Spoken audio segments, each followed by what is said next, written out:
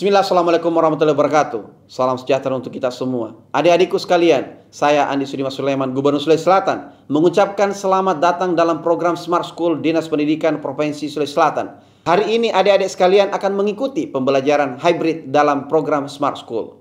Aplikasi Smart School adalah sebuah pendekatan dengan tetap mengedepankan sebuah pendidikan dengan digital approaching, untuk kemudian mengedepankan kualitas dan mutu pendidikan yang diterima siswa secara seragam di seluruh wilayah Sulawesi Selatan, termasuk di pelosok-pelosok. Program ini bukan hanya memberikan kepada adik-adik sekalian pengalaman belajar yang baru, namun juga memberikan fasilitas kebutuhan dengan fitur bermanfaat seperti rekaman video pembelajaran yang dapat diulang, trik-trik penyelesaian soal, ujian-ujian, serta sarana konsultasi pembelajaran dari guru-guru terbaik di Sulawesi Selatan. Sering-sering mengakses aplikasi Smart School melalui gawai yang adik-adik sekalian miliki di setiap kesempatan yang dimiliki. Untuk seluruh adik-adikku sekalian yang saya cintai, saya banggakan, selamat belajar dan semoga ilmu yang didapatkan bermanfaat untuk menambah pengetahuan pendidikan adik-adik sekalian. Salam kita pada salam. Assalamualaikum warahmatullahi wabarakatuh. Salam sejahtera untuk kita semua.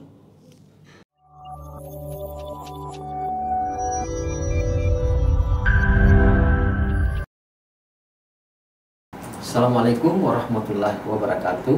Apa kabar anak-anak yang saya banggakan? Tetap semangat untuk belajar. Hari ini kita akan belajar bahasa Indonesia, dan hari ini merupakan hari yang pekan kedua kita akan belajar terakhir bahasa Indonesia. Baik, Bapak Ibu Guru yang pendamping yang saya banggakan, tetap semangat. Salam dari kami di studio Smart School. Generasi Smart School berkarakter cerdas K.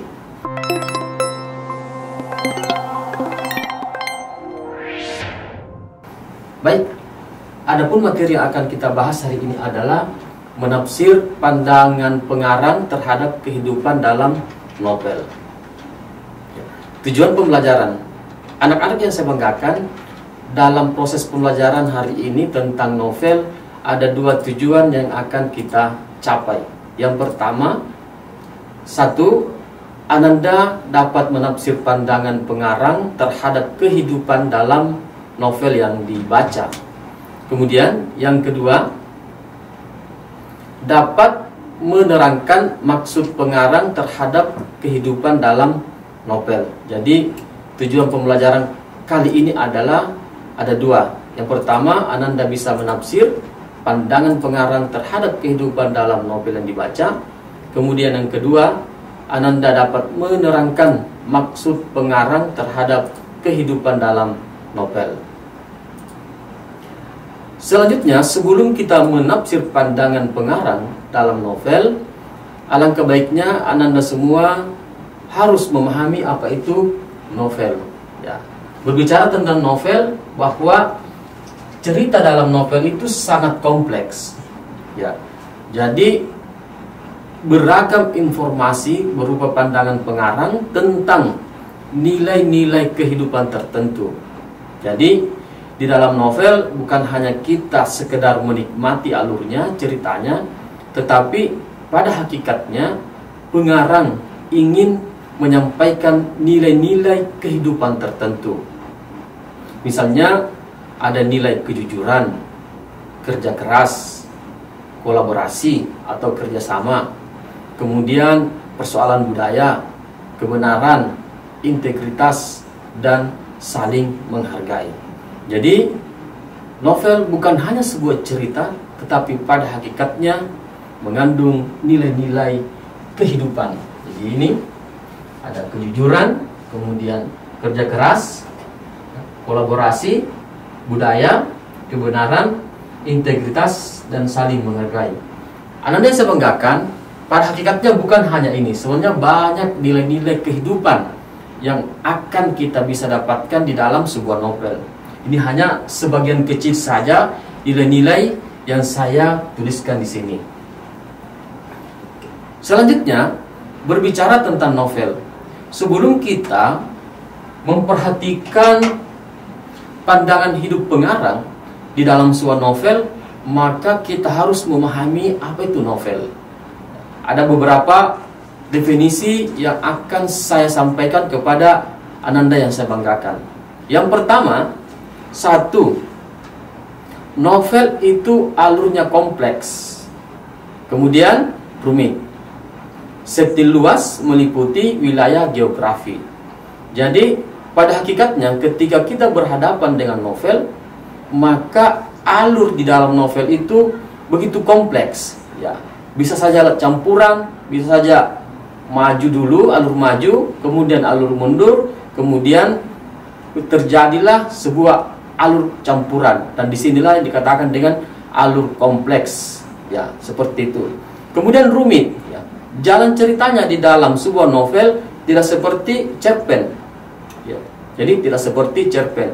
Mengapa rumit? Karena ini menyangkut lokasi atau wilayah yang berkaitan dengan geografi, ya. Misalnya saya berikan contoh novel Laskar Pelangi karya Andrea Hirata, maka itu melibatkan kondisi wilayah mulai dari Belitung, kemudian ke Jakarta, ya, kemudian bisa melibatkan sampai ke Prancis, seperti itu.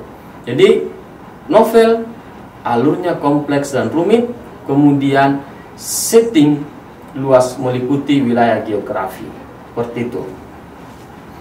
Kemudian yang kedua, cara melukiskan seluruh cerita, melukiskan seluruh kehidupan tokoh, ya. Di dalam novel, cerita yang kita baca itu melukiskan seluruh kehidupan tokoh secara rinci. Bisa jadi mulai dari anak-anak, kemudian perjalanan sekolahnya atau pendidikannya, kemudian bagaimana keluarganya, bagaimana lingkungannya, bagaimana kondisi ekonominya, bagaimana kondisi politik yang dihadapinya, dan seterusnya. Jadi melukiskan seluruh kehidupan tokoh. Jadi bisa dikatakan bahwa yang dilukiskan ini adalah secara rinci, ya. Bisa jadi mulai sejak kelahiran sampai tua atau sampai meninggal, bisa jadi seperti itu. Hal ini misalnya kalau kita baca novel Taj Mahal, maka di dalam cerita tersebut diceritakan bagaimana sejak awal kelahiran putri raja sampai dia meninggal, ya, seperti itu. Kemudian yang ketiga, bersumber dari pengalaman pribadi atau orang lain. Sebuah novel bisa jadi ditulis berdasarkan pengalaman pribadi penulisnya, ya, seperti itu. Jadi di dalam novel ini bisa juga menceritakan pengalaman orang lain berdasarkan pengamatan, ya, pengamatan atau hasil wawancara dari seorang penulis. Pengalaman pribadi, misalnya kalau kita membaca Ronggen Duku Paruk, maka kita bisa melihat bagaimana penulis dari Ronggen Duku Paruk ini, Ahmad Tohari, dia menceritakan apa yang dia saksikan, apa yang dia persaksikan ketika itu masih sedang remaja. Dia menyaksikan kondisi kehidupan di sekitarnya, dan dia tidak merasa nyaman ketika pengalaman atau apa yang dipersaksikan itu tidak ditulis, ya. Jadi dia katakan alangkah sayangnya, alangkah ruginya ketika sesuatu yang terjadi di sekeliling kita, dan ini menarik persoalan kemanusiaan, dia tidak tulis, maka dia merasa rugi, sehingga dia melakukan aktivitas menulis itu. Walaupun proses menulis ini 15 tahun kemudian dia baru menulis dari apa yang dia saksikan.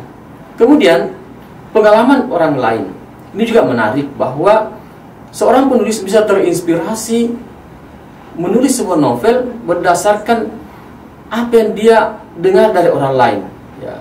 Dia menulis kisah orang lain.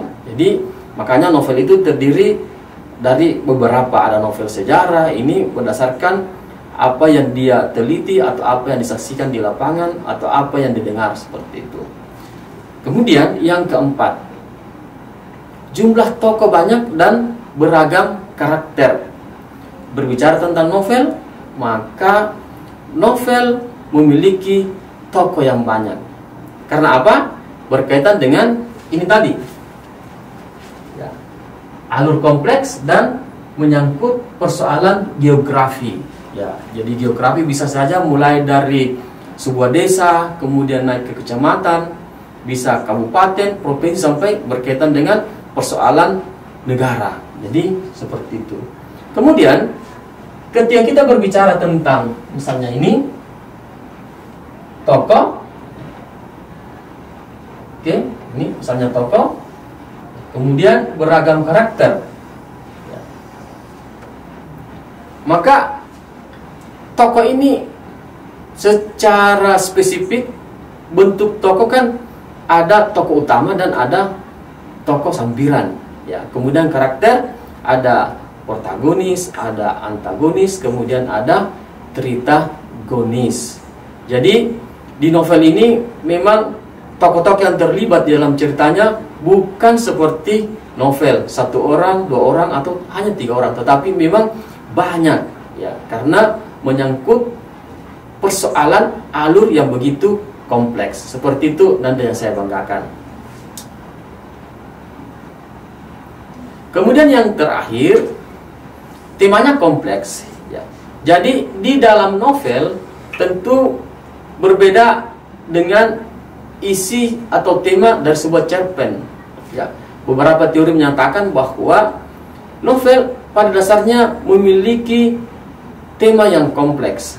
Maksudnya bahwa dalam alur ini ada beberapa tema-tema bawahan, walaupun pada hakikatnya ada tema inti, seperti itu, ya. Jadi berbicara persoalan tema, maka di dalam novel itu ya pasti beragam temanya, ya. Jadi ada tema utama dan ada tema bawahan. Yang kompleks inilah yang paling banyak muncul adalah tema-tema bawahan. Tetapi pada hakikatnya ada satu tema intinya. Tetapi tema inti ini memiliki beberapa tema-tema bawahan. Seperti itu nanda yang saya banggakan. Menyangkut persoalan tema, tentu kita harus membaca secara cermat, ya.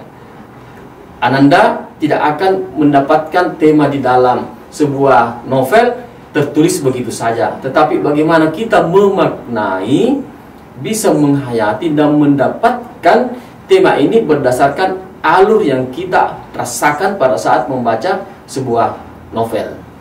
Baik, inilah 5 pengertian novel yang bisa Bapak sampaikan kepada Ananda semua. Jadi pada hakikatnya ini saya sederhanakan dari beragam sumber, dari beragam informasi, seperti itu.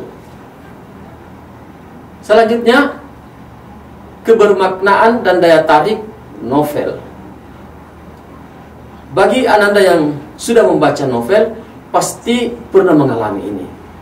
Membaca novel bukan hanya sekedar menikmati hiburan, bukan hanya sekedar menikmati keindahannya, tetapi yang paling utama adalah ada makna yang bisa kita dapatkan setelah membaca sebuah novel. Seperti itu. Sekarang kita sama-sama lihat Ananda yang saya banggakan. Yang pertama, tema khas dan baru, ya. Menyangkut tema khas dan baru, maka pada hakikatnya seorang penulis menghasilkan atau menelurkan sebuah karya berupa novel, maka dia sudah memikirkan bahwa di dalam novel saya ini ada tema khas yang saya buat dan tentu baru, ya. Saya melihat misalnya novel Laskar Pelangi karya Andra Hirata, ya. Selama ini, ya, sebelum-sebelumnya, sebelum lahirnya novel Andra Hirata Laskar Pelangi, secara umum novel pada waktu itu persoalan menyangkut misalnya percintaan, ya, atau asmara, ya, seperti itu. Kemudian tiba-tiba Andra Hirata melahirkan sebuah novel yang temanya betul-betul yang selama ini cenderung tidak pernah didapatkan oleh para pembaca, yaitu persoalan pendidikan, ya, persoalan pendidikan. Dan apa yang terjadi ketika pembaca mendapatkan buku ini, maka ada hal yang begitu baru, terasa baru, dan menarik peminat pembaca. Inilah yang menjadikan booming, menjadikan booming novel Laskar Pelangi, karena dianggap baru, kemudian berbeda dengan novel-novel yang lainnya. Sama juga persoalan novel Ayat-Ayat Cinta, itu kan temanya persoalan poligami, ya, itu kan menarik juga waktu itu. Oke. Kemudian yang kedua, konflik yang menegangkan.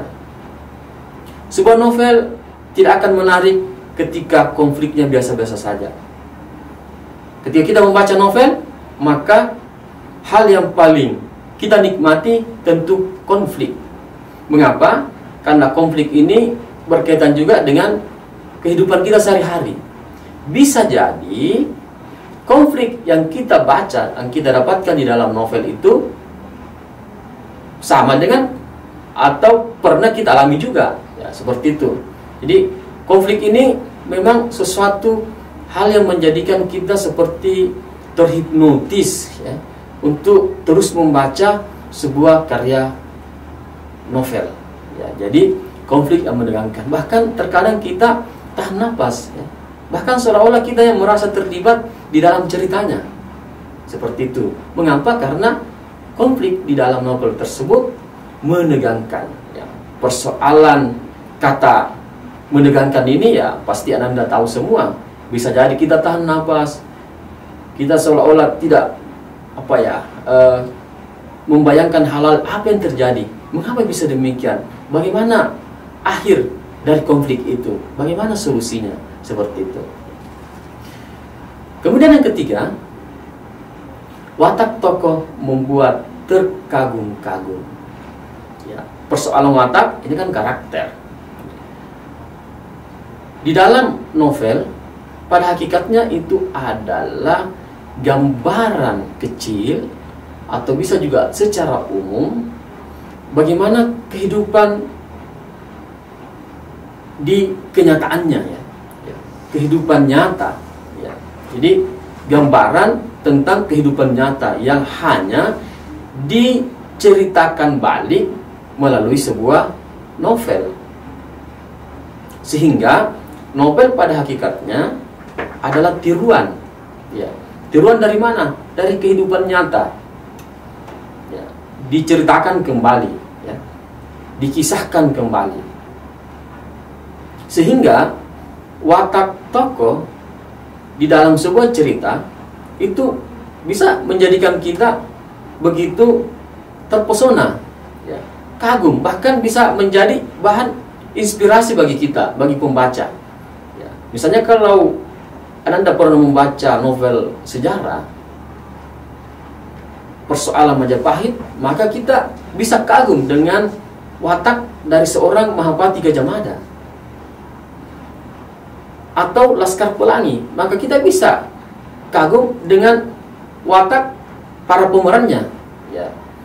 Ya, misalnya si Ikal, bagaimana karakternya, ya kan, seperti itu. Kemudian bagaimana karakter gurunya, ya, watak gurunya yang begitu sabar. Oke. Lanjut yang keempat, alurnya penuh kejutan, ya, karena tadi kita sudah mengetahui bahwa alur di dalam novel itu kompleks, maka tentu alurnya juga akan penuh kejutan-kejutan yang tidak pernah kita pikirkan atau kita tidak pernah sangka bahwa alurnya seperti ini, ya.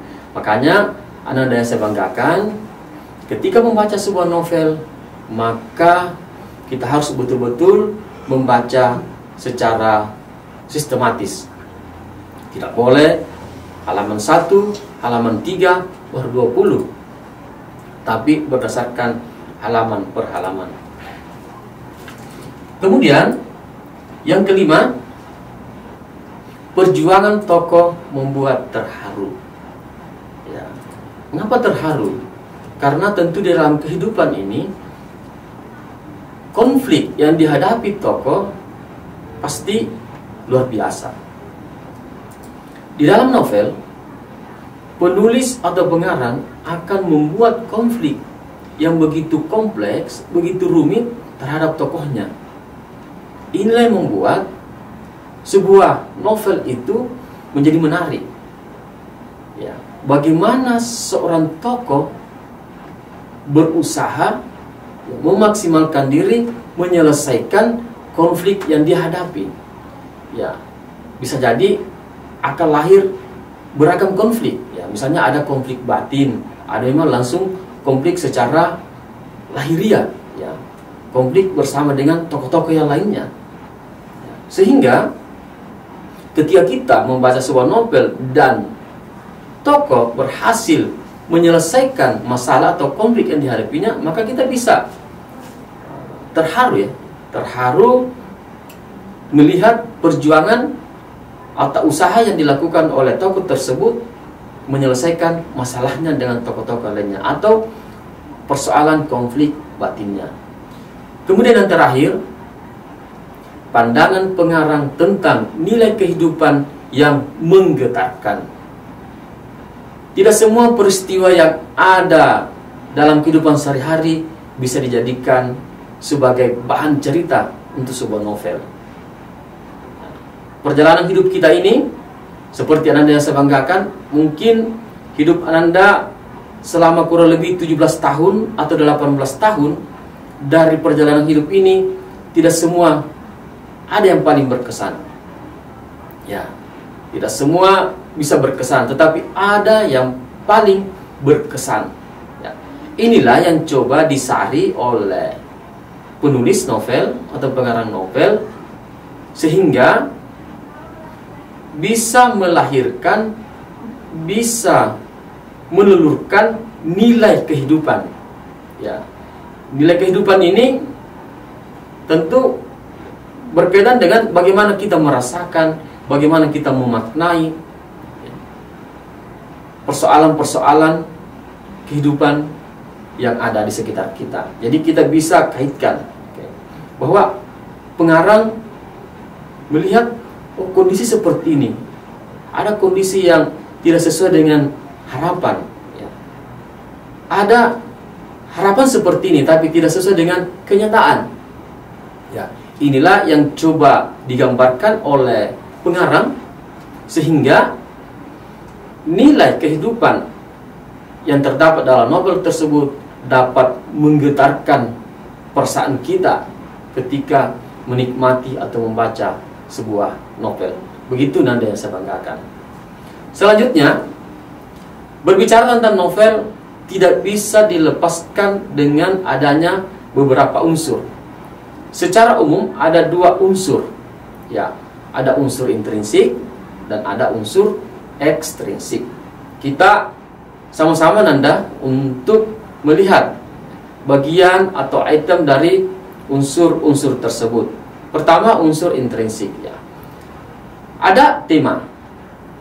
Ya, jadi ingat bahwa novel itu pada hakikatnya diinisiasi oleh pengarangnya. Ada tema yang mesti dia sampaikan, atau ada tema yang menginspirasi sehingga dia termotivasi menghasilkan sebuah novel. Kemudian tokoh, ya.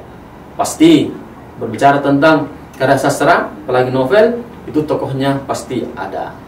Kemudian yang ketiga, alur, ya. Jadi unsur yang ketiga adalah alur atau biasa disebut dengan plot. Kemudian yang keempat, latar atau setting. Tadi sudah saya bahas di slide sebelumnya. Kemudian yang kelima, perwatakan atau penokohan. Ya, jadi ini termasuk unsur intrinsik yang membangun sebuah novel. Kemudian yang keenam, gaya bahasa. Ya, jadi kita ketahui karya sastra itu berbeda dengan karya-karya yang lainnya, terutama karya yang bukan fiksi, ya. Jadi gaya bahasa ini memang ciri khas dari sebuah karya fiksi, akan berbeda dengan bahasa yang digunakan oleh yang non fiksi. Mengapa? Gaya bahasa inilah yang menghidupkan cerita dari sebuah karya sastra. misalnya novel, ya, karena gaya bahasa ini memang memungkinkan penulisnya ya, mengekspresikan, ya, menyampaikan dengan caranya masing-masing seperti itu.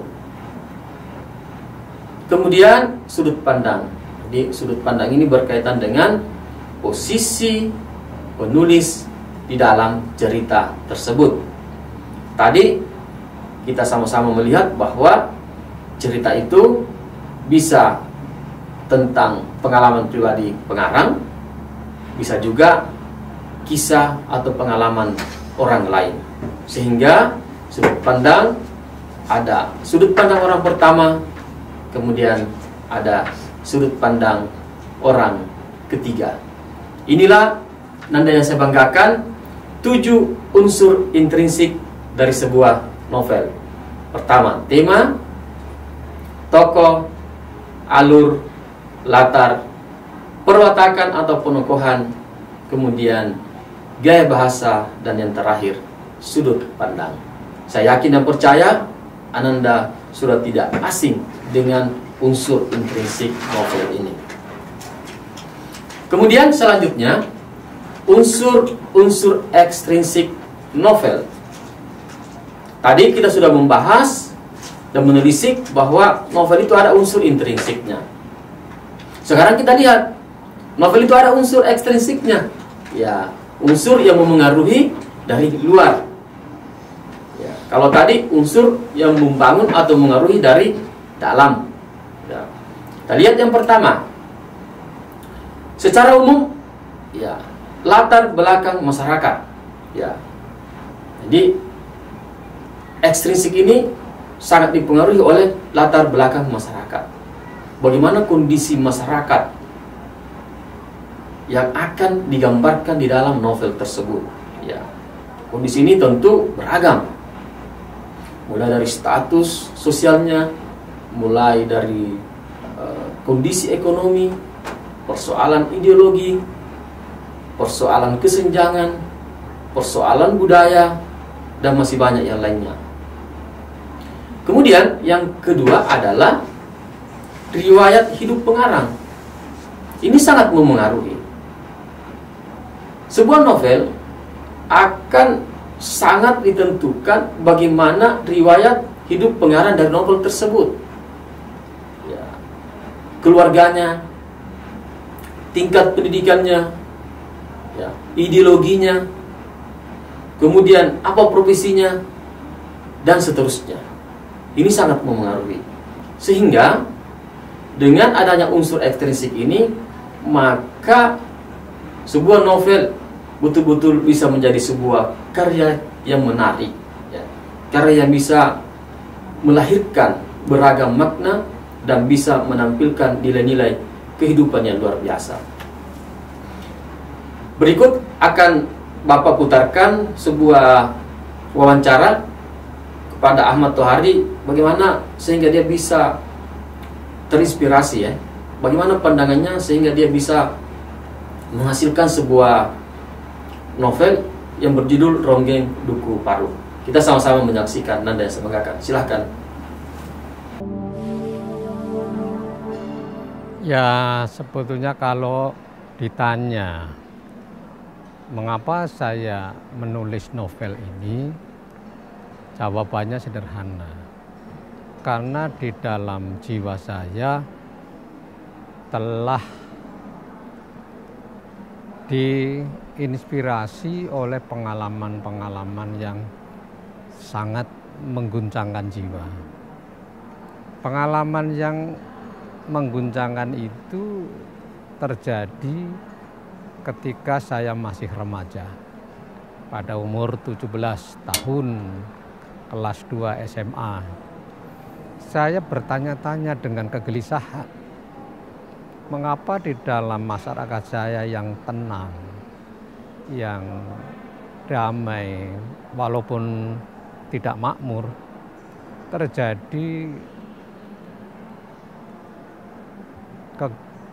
kegalauan politik dan peristiwa-peristiwa kekejaman yang luar biasa. hal itu terjadi di depan mata saya. Jadi sejak itu saya mulai gelisah, mulai berpikir bahwa yang saya saksikan di sekeliling saya ini harus ada yang menulis. Sebab kalau tidak ada yang menulis, rasanya tidak panas. Sesuatu yang begitu dahsyat, tapi tidak ada tulisannya, tidak ada rekamannya, pasti itu tidak wajar. Saya tunggu sampai tahun 80-an. Jadi 15 tahun setelah terjadinya peristiwa yang mengerikan itu, tidak ada karya sastra yang menulis tentang itu secara agak panjang, kecuali beberapa cerita pendek, yang itu pun pendek sekali dan samar. Maka saya putuskan pada tahun 80 berani memberanikan sendiri menulis novel ini, walaupun saya mengerti situasinya sungguh tidak menyenangkan karena isu-isu tentang G30S sangat sensitif di mata para penguasa. Inilah yang menyebabkan wartawan tidak menulis, penulis sastra tidak menulis karena suasananya memang mencekam. Maka sebetulnya saya menulis dalam ketakutan.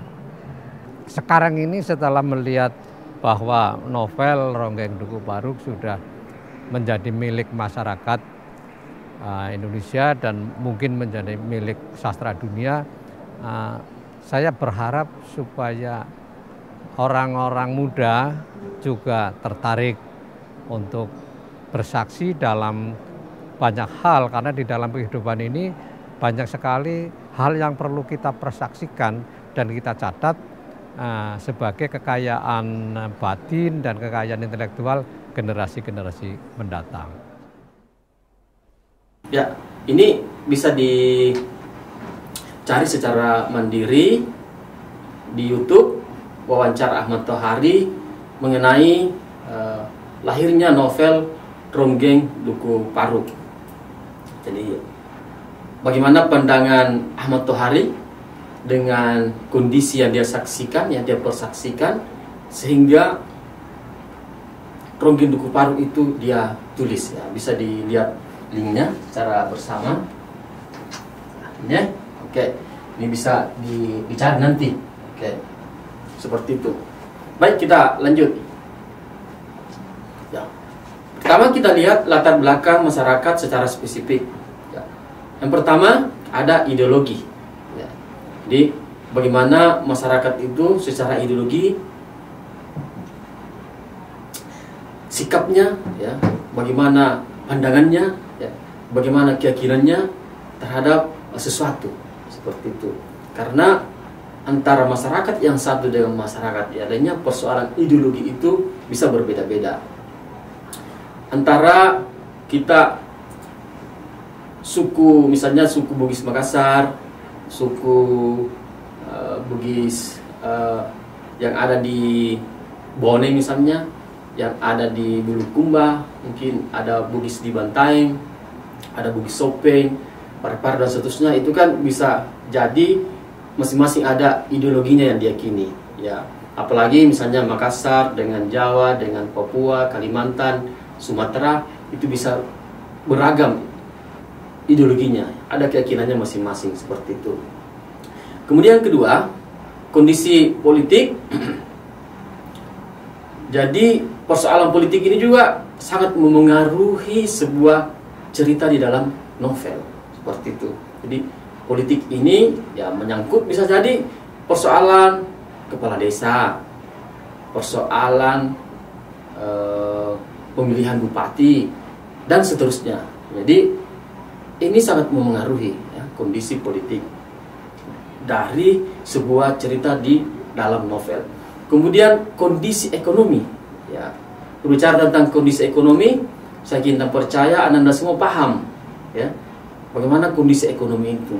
Ya, ini persoalan kesejahteraan. Ada status mungkin kaya, miskin, menengah ke atas, menengah ke bawah. Jadi cerita di dalam novel itu ya sangat dipengaruhi juga dengan ini. Bahkan biasanya kondisi ekonomi ini yang menjadi penyebab yang sangat identik dari beberapa novel.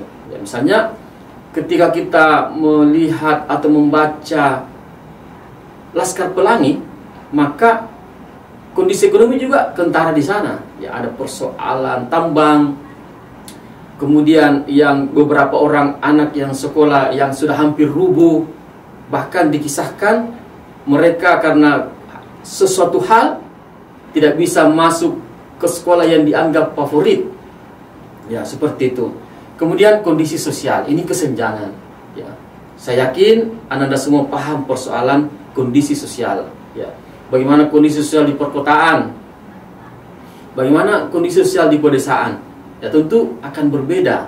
Jadi setting cerita dalam sebuah novel antara kota dengan desa itu tentu berbeda.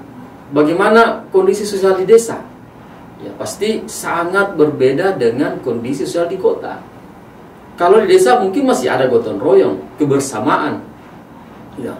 Tapi kalau di kota, ya, mungkin gotong royong ini sudah dinyatakan hampir tidak ada. Ya.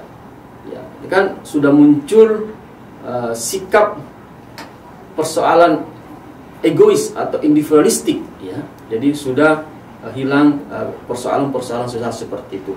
Inilah Nanda yang saya banggakan, 4 latar belakang masyarakat secara garis besar. Ada ideologi, ada kondisi politik, ada kondisi ekonomi, dan ada kondisi sosial. Kita lanjut. Latar belakang pengarang ada 3.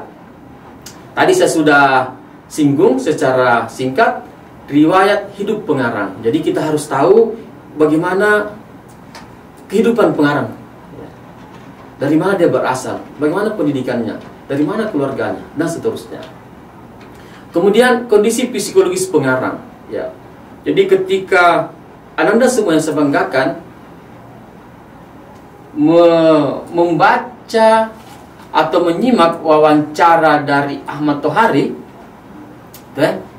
maka Anda pasti mendapatkan kondisi psikologis Ahmad Tohari. Ya, pada waktu itu ada beberapa tekanan yang dia rasakan. Dia sangat termotivasi untuk mau menuliskan apa yang dia persaksikan pada saat itu.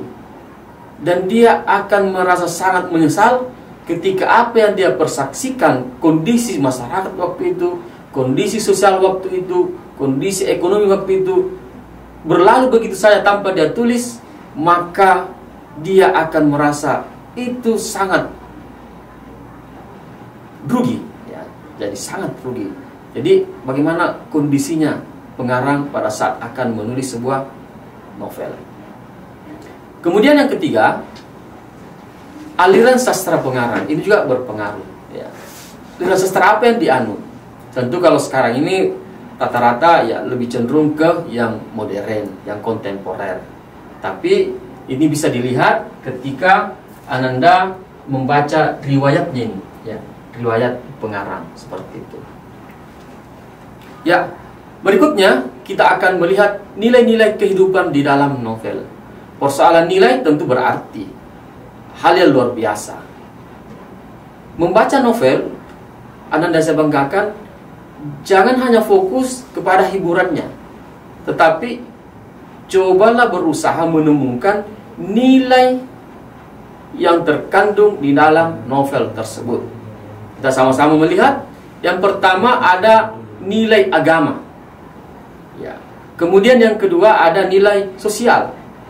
Kemudian yang ketiga ada nilai moral. Dan yang keempat ada nilai budaya. Jadi nilai dalam kehidupan novel ada 4. Nilai agama, nilai sosial, nilai moral, dan nilai budaya. Seperti itu Nanda saya banggakan. Kemudian apa yang harus dilakukan agar dapat menafsirkan pandangan pengarang di dalam sebuah novel? Ada 4. Yang pertama, kalian harus membaca biografi pengarang. Untuk membaca sebuah biografi pengarang, Anda bisa lakukan dengan mudah. Ya, cukup kita search di Google, maka akan muncul biografinya. Kemudian yang kedua, memahami penggambaran pengarang dalam cerita. Oke. Ini tadi saya sudah jelaskan, ini berkaitan dengan unsur intrinsik dan unsur ekstrinsik. Kemudian yang ketiga, menganalisis nilai-nilai kehidupan dalam novel.